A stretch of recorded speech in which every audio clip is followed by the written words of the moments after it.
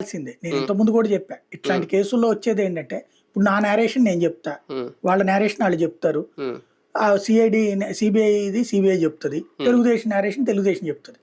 కానీ చట్ట ప్రకారం వచ్చేటప్పటికి నాకున్న అవగాహన మేరకు అయితే ఎర్రగంగిరెడ్డి వీళ్ళందరికీ శిక్షలు పడతాయి. దస్తగిరికి అతను ఇంకా అప్రూవర్ అన్నటువంటి మళ్ళీ వైసీపీ ప్రభుత్వం వస్తే జరుగుద్ది ఇదంతా. ఏది ఎవరు వచ్చినా శిక్ష రాకపోయినా బెయిల్ రద్దు చేసి దస్తగిరికి గానీ వీళ్ళకి గానీ బెయిల్ రద్దు ఏం కాదు, కేసు విచారణలో శిక్ష పడుతుంది. బెయిల్ మీద ఉన్నారు కదా, అదే బెయిల్ మీద ఉన్నగానే విచారిస్తారు. విచారించాక శిక్ష ఏదో ఒక నాటికి పడుద్ది, ఆ కేసు తేలే నాటికి. కాకపోతే ఇతనికి వచ్చేటప్పటికి శిక్ష పడకపోవచ్చు అనుకున్న వీళ్ళిద్దరికి సాక్ష్యాలు తారుమారు కింద పడాలి శిక్ష. అయితే గీతే 3 నెలలు 6 నెలలు పడుతుంది. లేదా ఆ సాక్ష్యాల తారుమారులో వీళ్ళకి సంబంధం లేదనన్నా పోవాలి.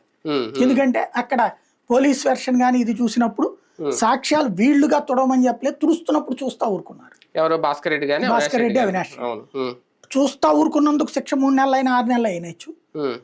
చూస్తున్నప్పుడు వీళ్ళు ఏం చెప్పలేదు కదా తొడవమని అన్నట్టు కోణంలో వదిలేయచ్చు. వీళ్ళు కాన్స్పిరసీ సూత్రధారులు అని చెప్పి దాంట్లో తేల్చలే. కాన్స్పిరసీ సూత్రధారులు అయితే A1 A2 వీళ్ళు అవుతారు, A8 A9 అవరు. కాబట్టి ఆ ఆస్పెక్ట్ లో ఉంటది. ఇప్పుడు షర్మిల కాన్సెప్ట్ ఎట్లుందంటే, కాంగ్రెస్ పార్టీ అనే ఒక షెల్టర్ కింద ఆవిడ కథ నడుపుతుంది.